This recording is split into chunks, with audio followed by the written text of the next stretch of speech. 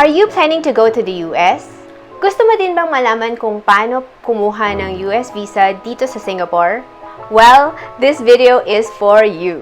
Welcome to our channel, you guys! In this video, I will share with you our experience in 5 easy steps in applying for your own US visa here in Singapore. Hopefully, what we share in this video will help you in your application too.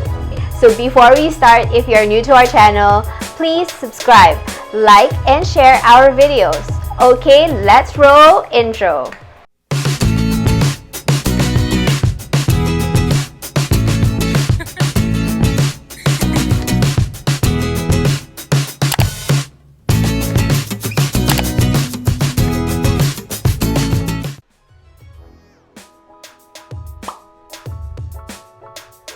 Before we start, I want to give a shout out to my to Latina family, Nuke, Hudani, and Petisme family. Okay, and especially to my dear friends, Life on a Roll, Crazy Gaming, and those people that are always in Life on a Roll LS. Shout out to those people who we always visit during their LS. You know who you are. And lastly, to the group that I am in, Donnie and RM Deeds, and the rest. So, actually, ang dami yan eh. Pero, basta. Okay, a little intro before we begin. I already have a US visa back in 2002 with the help from my mom. So, Mommy Adele, thank you. Thank you for helping me to do that. Kasi I was actually 17 years old that time. So, she actually applied for the whole family. I think mas madali eh, pagka with the whole family instead of applying alone. I think na if you're 18 years old and above, then you would need to apply for yourself. Okay, so in this application, actually for me, it's a renewal, more of a renewal. Tapos kay Ronald, it's first time application. So, yun. My first time na nakapunta ako sa US was back in 2002. 2006. And ever since then, I have been dreaming of going back to the US with Ronald. And so, here we are. Let's get started. Let me run you through the 5 steps that I will be sharing with you in this video. Step 1 will be filling out the form. Step 2 will be making the payment. I will be also talking about how to schedule your interview. So that's step 3. Well, it's not really a step, but it's more of a tip. What to wear on your interview. Step 5, I will also list down what other things that you need to bring on your interview. So, okay, let's start. Step 1 is filling out the S16 Application Form. By the way, I will put the link down below. When you go to the website, you will see this. So you need to answer where will you be applying for the US visa, in which country, and then you will enter your the code or the CAPTCHA, and then you can start your application. You will be given an application ID. Take note of that. In case you cannot finish your application, you can retrieve it later. Okay, in filling out the DS-160 form, you will be prompted to give your personal information. So, one thing na napansin ko doon you will need to also include your social media presence. Facebook, Instagram, Twitter, or even YouTube. I think it's for them to check your background. Now, regarding the travel information, if you haven't bought a ticket yet, okay lang yun. Just give them an estimate on when you plan to go to the US and how long you intend to stay. If you have been in the US before, may mga kailangan kang sagutin. Like kung kailan ka huling nandun, how long did you stay, and your visa number. Pero if you have not been in the US before, just answer no. Okay, another thing is that they will also be checking on your relatives. So, if you know anyone who lives in the US, in my case, my uncle and my cousin is living in different parts of California. Oh nga pala, shout out to my uncle, Tito Ed and Tita Fancy. And also to my cousin, Ate Jen and Todd. Hi! Okay, so if you also know anyone who lives in the US besides your, like, I think your immediate family or any relatives, you will also need to get their contact details. Okay, after nun, you will be asked about your parents and also your spouse information if you're married. Okay? Actually, pati work information, itatanong sa'yo. Oo, promise. I think just prepare all the information para madali mong ma-fill out yung form mo. Okay, lastly, meron din dong part na yung mga security questions like, have you ever been arrested or convicted? Basta mga background checks. You know all those typical questions, right? So, most probably, of course, the answer is no, unless you are planning anything. Okay, so you will also need to upload a 2x2 photo in a white background. Hindi pwedeng ibang kulay, ha? Medyo particular sila dito. I would suggest that you go and get your photo professionally taken. Yung sa mga photo studio. Pagkatapos mong sagutan lahat ng questions, you will be prompted to endorse your application. So, in this section, I think it's kind of like an e-signature. You will just tick and then put in your name, I think. I cannot remember though, but okay. Once finished, bibigyan ka ng application confirmation. Kailangan mo lang i-print tong page na to and dadalhin mo to sa interview mo.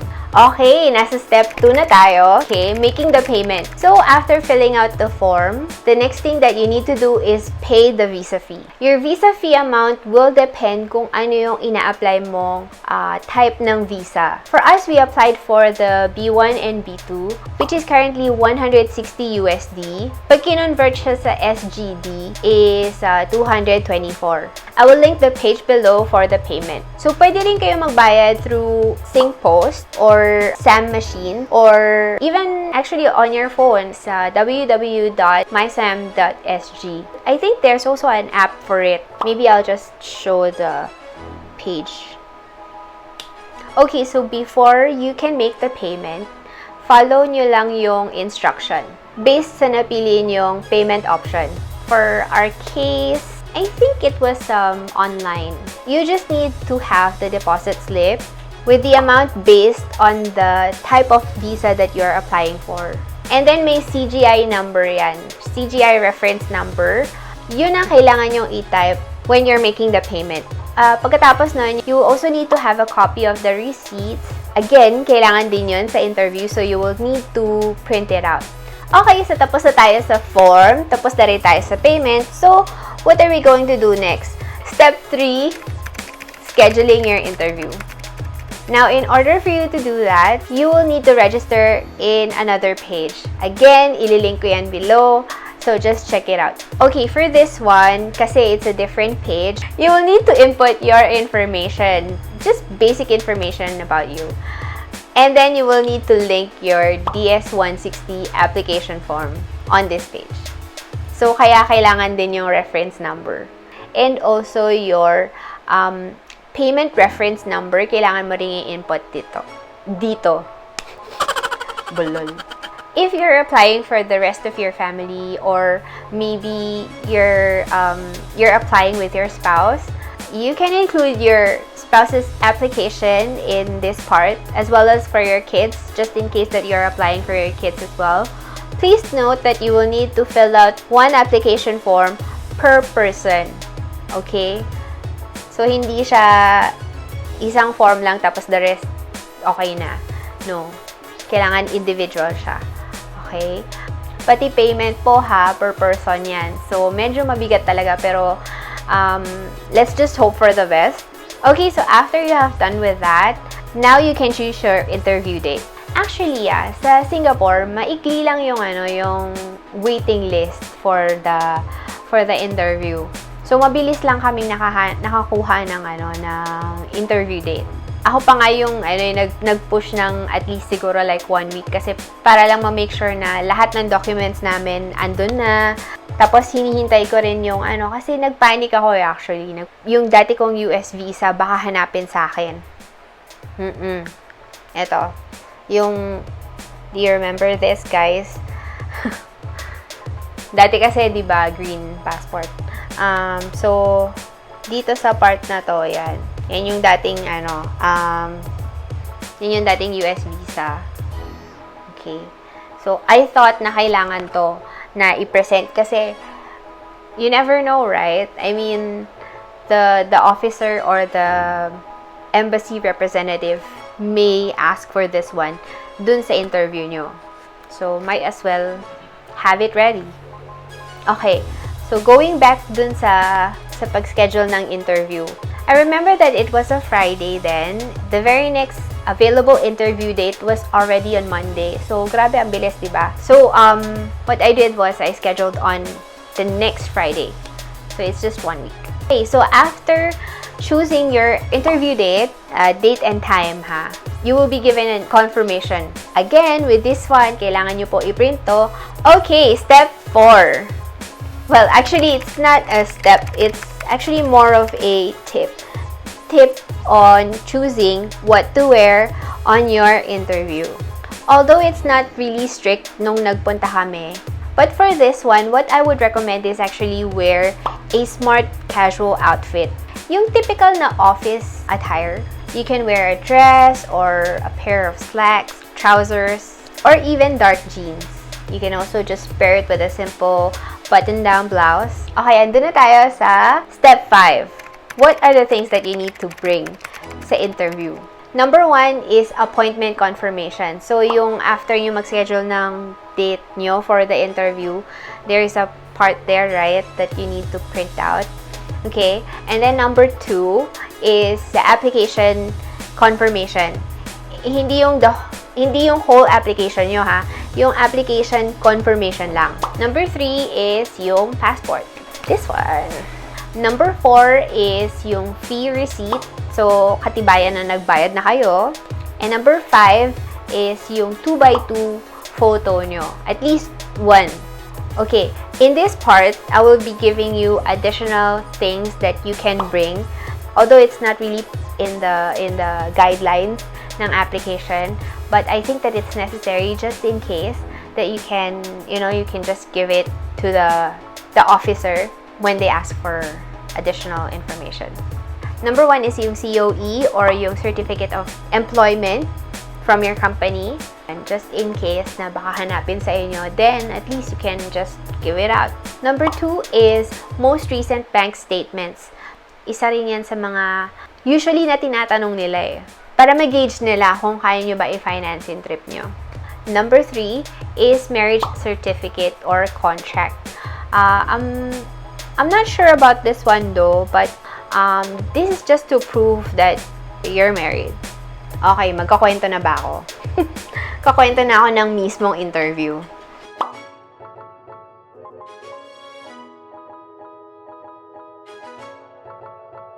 Okay, yung schedule kasi namin was 4th October, 8:15 in the morning. I chose that time kasi para it's before you can go to work. So we came 30 minutes earlier. The security pointed us to sit in the shade in a row of seats. It's kind of like the waiting area. Okay, at exactly 8:15, the security let us go inside the gate. The first one, so you will need to turn off your phone.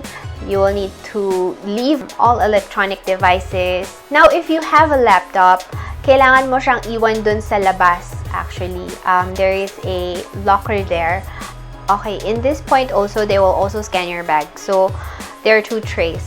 One is for your bag, one is for your electronic devices. Nagulat nga ako kasi pati yung heels ko pinatanggal. Kasi dumaan ako and then tumunog siya. Something like that. I don't know. I cannot remember the sound though, but pinabalik ako tapos pinaiwan yung shoes ko. After mong ma-clear, ibabalik naman sa iyo yung bag mo, yung shoes, and belt. Okay, so after nun, you will go outside the security. There is a ramp there. Kailangan mo lang i-follow yon hanggang dun. Pagpasok na dun sa main building. Tapos, meron ulit security. Meron ulit siya nung parang metal detector thing. Okay, so pagkapasok namin na nung main building, for visa applications, you will need to go on the left-hand side. There is a door there. Once in, they will check your appointment confirmation. They will stick a barcode to your passport and ask you to put your 2x2 photo inside the passport. And then you will proceed to window 2. The person just asked us, what is your relation? So, of course, sabi ko, husband and wife. I know, ang formal, diba? Okay, and then after that, the person inside got our passports. And then, she gave us a flyer with the details on how long it will take for you to get back your passport if you get approved of your visa. And then, she pointed us to go to the window 3. Okay, so window 3 is the 10 printing. So, you will need to get your fingerprint scanned. 4 fingers on your left hand first. So, ilalagay mo siya doon, ganyan. And then, after nun, would be your right hand. Right hand naman, ganyan. And then, after nun, yung 2 thumbs. 2 thumbs, ilalagay mo doon, yan. So, ipapaulit niya kapag hindi malinaw yung kopya nung fingerprint. After nun, he will be giving you back your passports, and then you will proceed to window 4, which is the interview stage na. Okay, so dito na yung medyo kabado. There were actually 2 to 3 windows that are open that time. And then, when it was our turn, interviewer was actually a guy. He kind of looked so serious. Medyo intimidating siya. So at first, he looked in the monitor for so long. Tapos, mas lalo pa nakakaba, diba? Kasi, tinignan niya talaga mabuti yung bawat isa. Tapos, ang tagal niya nandun. And then, nag-start na siya mag-question. So, okay, babasahin ko na lang kung ano yung mga tinanong niya sa akin. So, eto, buti na lang naalala ko pa, tinake note ko yan, ha. Una niyang question was, how long have you been married? And then I said, of course, 5 years. Turning 5, actually. Tinanong nila, how long have you been living in Singapore? And then we said about 7 years.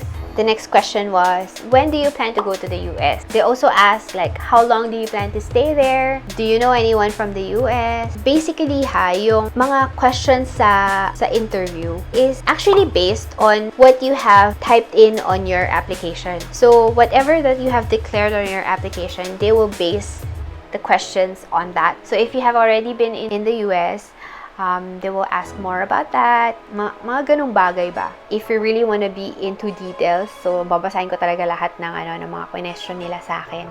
Like what I mentioned earlier, do you know anyone from the US? And then, of course, I said my uncle and my cousin. Tapos, where does your uncle stay? I said in California. Tapos, do you plan to stay with your uncle? Tinanong din nila, have you been in the US before? Tapos sabi ko, yes. When did you go? Sabi ko, in April of 2006. Isa sa mga question niya, totoo to. Your previous visa was given last 2002. What were you doing back then?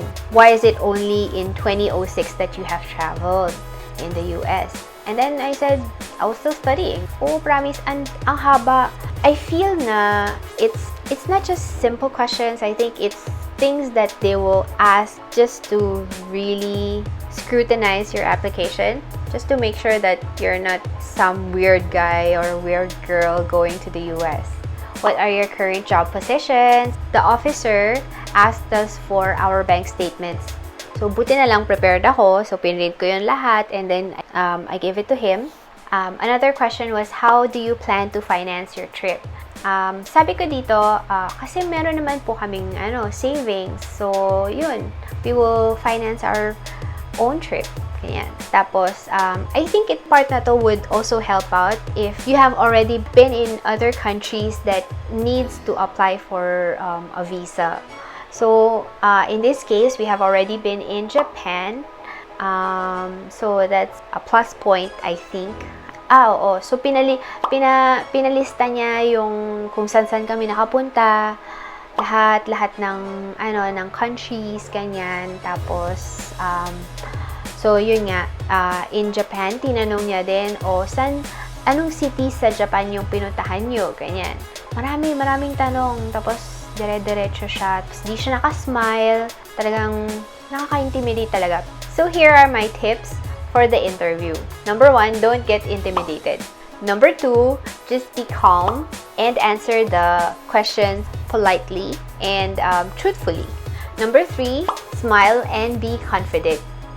Nasabi ko na yun kanina, all of their questions will be based on your application form. So, actually, it's at the back of your mind already. You just need to make sure that you remember what are the things that you have indicated in your application form. And you're good. Okay, so don't panic. And then, the good thing about it is that after nun, okay na lahat. So, sinabi na lang ng interviewer na, okay, you will have your visa after 5 working days, I think, or like 5 days. So, pero mabilis lang ah. After 2 business days, na-receive na. Dineliver siya sa office. Okay, so that's it, guys. I hope you really enjoyed watching our video. I hope that it really helped you on your application. So, just let us know in the comments down below if you have also applied for your US visa here in Singapore. Share us your thoughts. What are your comments? And then kung meron po kayong questions, you can just comment down below and I will try my best to help you out. Thank you for watching our video. If you found this video helpful, please give us a thumbs up and please share it with your friends and family na gustong mag-apply din for US visa. See you guys on our next video. Bye-bye!